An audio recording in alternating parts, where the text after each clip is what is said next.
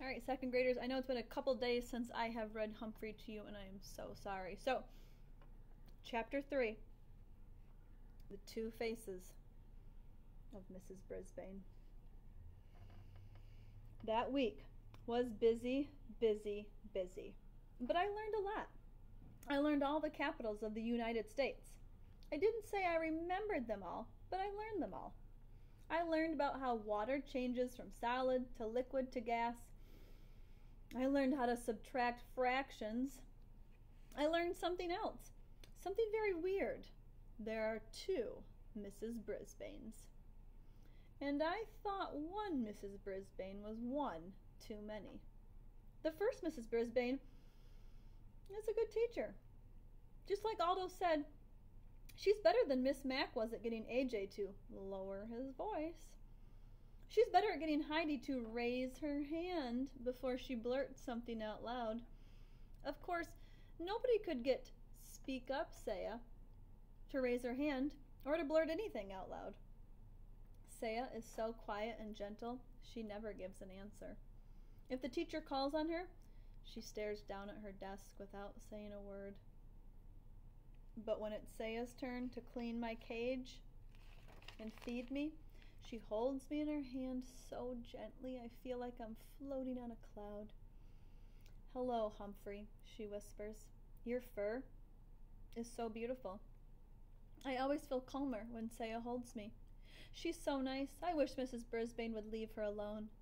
Miss Mac hardly ever called on Saya once she realized how shy she was. But Mrs. Brisbane calls on her all the time. She won't leave her alone.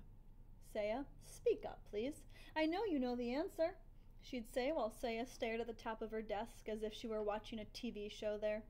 But I was shocked when Mrs. Brisbane got annoyed with Saya, sweet, shy Saya, and said, "You will stay in during recess." Saya still stared down without moving a muscle. But a minute later, I saw something wet drop from Saya's eye to the tabletop. I hated Mrs. Brisbane. Of course, I don't go out to recess. In fact, I'm glad, since it's a great time to catch up on my sleep. So I was there when Mrs. Brisbane talked to Saya, and I was all ready to squeak up on her behalf, if necessary. Mrs. Brisbane brought a stack of papers to the table and sat down across from Saya. "Saya, you think I'm being mean, don't you?" Saya slowly shook her head no. I heartily nodded my head yes, but no one was looking at me. "But I wouldn't call on you if I didn't know that you know the answers," the teacher explained. "Look at your papers and tests. You got 100% on everything: spelling, science, geography, and arithmetic.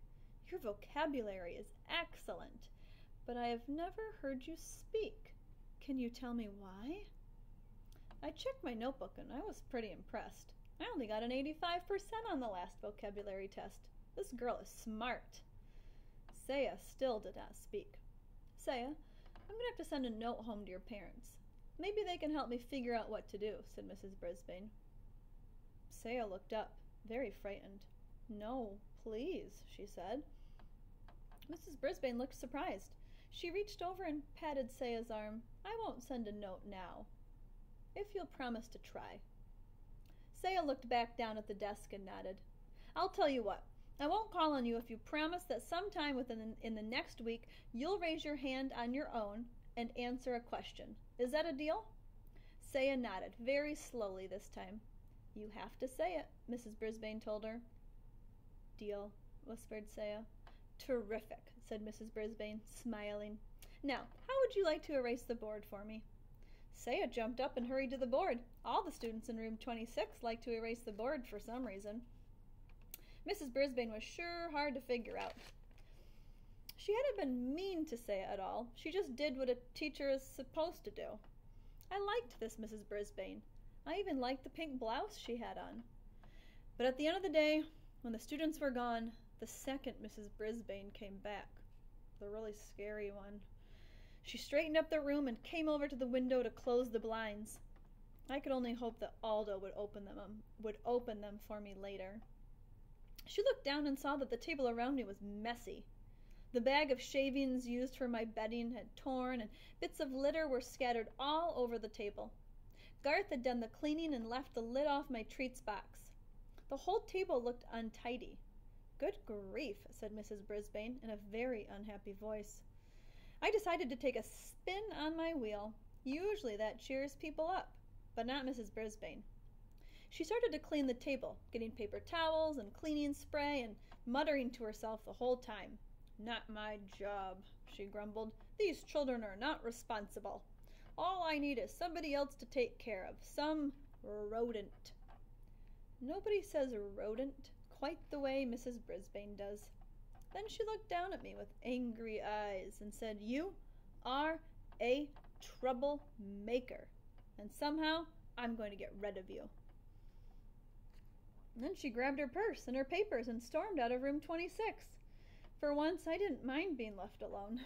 I didn't even mind the tick, tick, tick of the clock. I was just glad that the second Mrs. Brisbane was gone. I was worried about what she'd said, but I kept my mind occupied by practicing my vocabulary words until the light was completely gone.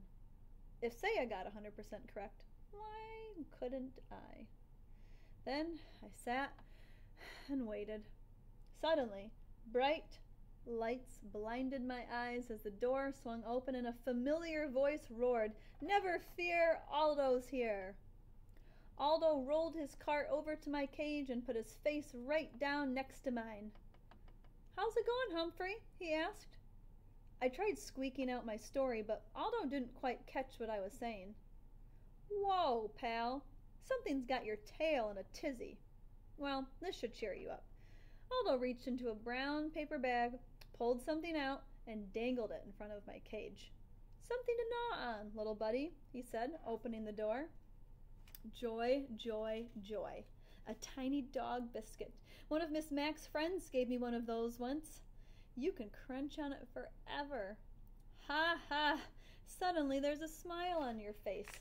Aldo beamed with pride. "Now I'll clean this room real fast so we can eat our dinner together." I never saw anybody move as fast as Aldo. He turned the music up full blast, and he mopped and polished and swept and scrubbed, while I nibbled and gnawed on my biscuit. When he was finished, Aldo pulled a chair up to my cage and took out his big sandwich. "You know, Humphrey, some folks might think I'm crazy talking to a hamster, but you're better company than a lot of people I know. Here, have a nice salad. It's good for you." He tore off a tiny piece of lettuce and pushed it through the wires of my cage. "Thank you," I squeaked. "You're welcome," said Aldo. "So, what were we talking about last night? Oh yeah, loneliness. You know, I have friends, Humphrey, but during the day when I'd like to go do something, go bowling or to a movie or something, they're at work. And when they want to do something, I'm at work. Of course, there's the weekend, but I usually see my family, you know. My brother and his family, my nieces and nephews. I got a big family." Suddenly, Aldo bopped the side of his head with the palm of his hand. "Whoa, Humphrey, I never told you. My nephew, he's in your class. Richie Rinaldi. He sits over there." He pointed to the far side of the room. "He always has the neatest desk in the class. He'd better, or he'll hear from his uncle. Do you know him?" "Of course," I squeaked. "Repeat that, please, Richie." One of the nicest boys in the class. But he mumbled a lot, and he usually had to repeat something 2 or 3 times to be understood. Aldo crunched his bag and tossed it into his trash can. "Well, I'm out of here. You know, they got a frog in room 16, but he's not good company, like you are. He sings nice, though." "Sing? I'll sing for you, Aldo," I thought. Squeak, squeak, squeak. "Don't worry. I don't like him nearly as much as you, my friend," Aldo said. He opened the blinds to let the light in. Just as he was going out the door, Aldo said, "See you next week, Humphrey." Next week? A cold chill came over me. Tomorrow was Friday. When Miss Mack was in room 26, she took me home for the weekend. But if Mrs. Brisbane didn't take me home, I'd have 2 very long days and nights with no one, not even Aldo, to feed me or chat with me. Even worse, what if Mrs. Brisbane did take me to her house? What fate would await me there? I had plenty to keep me busy the rest of the night, worrying about Mrs. Brisbane and how she planned to do away with me. Miss Mac, please come back. Tip 3. Hamsters enjoy a change in routine. Among their favorite activities are eating, grooming themselves, climbing, running, spinning, taking a nap, and being petted. Guide to the Care and Feeding of Hamsters, Dr. Harvey H. Hammer. And I will have chapter 4 for you tomorrow. I hope you enjoyed that.